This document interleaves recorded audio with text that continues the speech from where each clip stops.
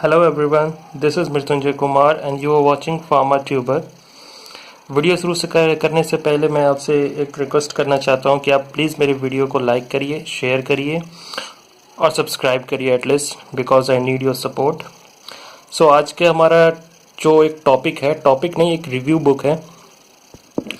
Basically ये D pharma की book है बट ये बी फार्मा में भी यूज़ होती है। ओके और अगर आप प्रिपरेशन करते हैं फार्मेसी की एग्ज़ाम की, वेरियस कॉम्पिटिटिव एग्ज़ाम की, तो इस बुक को आप पढ़ सकते हैं। ठीक है, इस बुक का नाम है health education and community pharmacy and by N S. Parmar. Okay so front से ये बुक कुछ ऐसे दिख रही है और फिर ये बैक से है CBS publishers and distributor private limited की ये बुक है।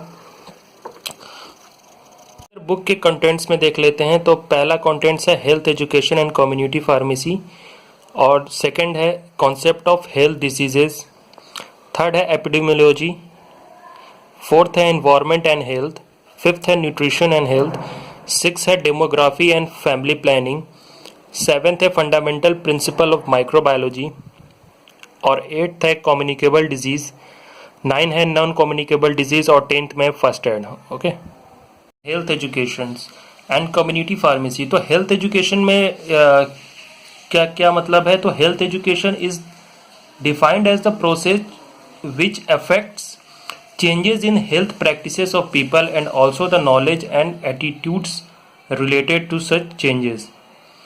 यानी हेल्थ एजुकेशन में हम क्या पढ़ेंगे? सीधी सी बात है, हेल्थ के वैल्यू के बारे में पढ़ेंगे। ठीक है, और कैसे हेल्थ सर्विसेज को हम यूज़ कर सकते हैं, ठीक है, और उसको कैसे डेवलप कर सकते हैं, ठीक है, और हेल्थ के बारे में नॉलेज कैसे गेन कर सकते हैं।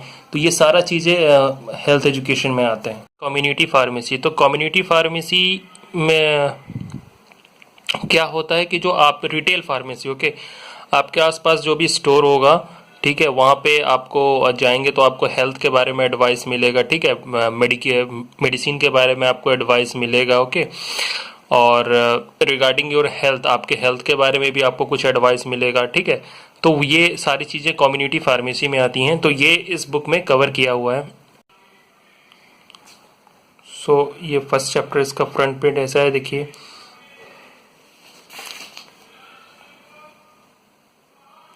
इसमें OTC ड्रग्स के बारे में भी बताया गया है, हेल्थ एजुकेशन के बारे में, क्रोनिक डिजीज़ को कैसे कंट्रोल करना है, ये सब को फोकस किया गया है। और हेल्थ एजुकेशन और कम्युनिटी फार्मेसी क्यों ज़रूरी है उसको भी बताया गया है। तो ये मेजर टॉपिक्स इसमें कवर किया गया है। ठीक है, दूसरा टॉपिक है concept of health and disease. Concept of health and diseases, health of यानी हेल्थ के बारे में क्या कॉन्सेप्ट है, और हेल्थ के बारे में अगर कॉन्सेप्ट होगा तो डिजीज़ के बारे में भी कॉन्सेप्ट होगा। ओके कि आपको हेल्थ को लेकर के आप कैसे अपनी डिजीज़ को प्रिवेंट कर सकते हो, उसका क्या कॉन्सेप्ट है वो यहाँ पे प्रॉपर ढंग से समझाया है। ठीक है, हेल्थ का चार, सबसे पहले तो देख लेते हैं यहाँ पे डेफिनेशन क्या है हेल्थ का।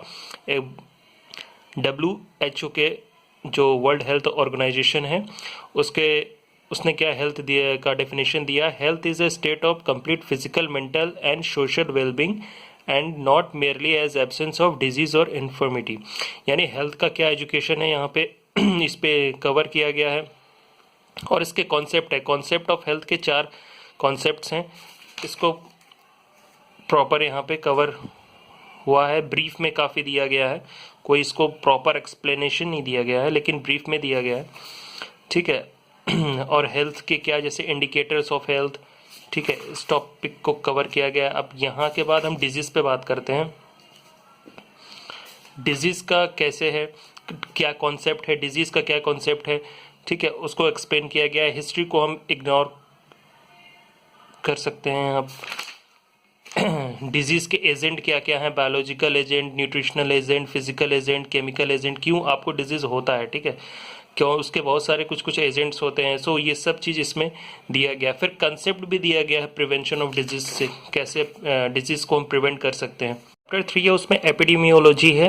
एपिडेमियोलॉजी मतलब होता है, इसका डेफिनेशन बेसिक बता दें कि साइंटिफिक स्टडी ऑफ डिजीज़ मतलब स्प्रेड ऑफ डिजीज, यानी डिजीज कैसे फैल रहा है और उसको कैसे प्रिवेंट करना है। ठीक है, ये पूरे इसमें एपिडेमियोलॉजी में कवर होता है। ठीक है, कितनी फ्रीक्वेंसी से फैल रहा है, ठीक है, कितने पॉपुलेशन में फैल रहा है, ये सारा चीज़ें इस पे डिस्कस की जाती है। ठीक है, बाकी इस बुक में प्रॉपर दिया गया है उसका एम, उसके मेथड्स, सब कुछ को यहाँ पे कवर किया गया, यूजेस ऑफ एपिडेमियोलॉजी। ठीक है, बाकी इसको मैं बाद में अच्छे से एक्सप्लेन करूँगा। फैमिली प्लानिंग भी इसमें डिस्कस किया गया है। ठीक है, डेमोग्राफी मतलब होता है scientific study of human population. Okay, और फैमिली प्लानिंग को किस तरह से करना है इसमें यहाँ पे इस बुक में पूरी तरह से इसको भी कवर किया गया है। ठीक है, इस बुक में ज़्यादा समझाने को नहीं है, बट ये बुक पढ़ने में काफ़ी अच्छी है। सो अगर आप फार्मेसी स्टूडेंट हैं तो इस बुक को आप कंसिडर कर सकते हैं। ठीक है, और ये डी फार्मेसी की बुक है, बट इसको बी फार्मेसी में भी इसकी ज़रूरत पड़ती है, और अगर आप कॉम्पिटिटिव एग्ज़ाम वाले हैं तो इसको भी आपको ज़रूरत पड़ेगी। Fundamental principle of microbiology. Okay, microbiology के बारे में कुछ बेसिक्स इसमें कवर किया गया। बाकी कम्युनिकेबल डिजीज़ और नॉन कम्युनिकेबल डिजीज़ तो सब जानते ही हैं, उसके बारे में इसको इंक्लूड किया गया है। फर्स्ट एड क्या है, ठीक है, फर्स्ट एड के बारे में भी इंक्लूड किया गया है। ठीक है, तो बुक कुछ सारे फर्स्ट एड के बारे में, इमरजेंसी ट्रीटमेंट, ठीक है, इसका स्नेक बाइट, जितने भी फर्स्ट एड में आते हैं सारे ट्रीटमेंट यहाँ पे, सेप्टिक शॉक, ठीक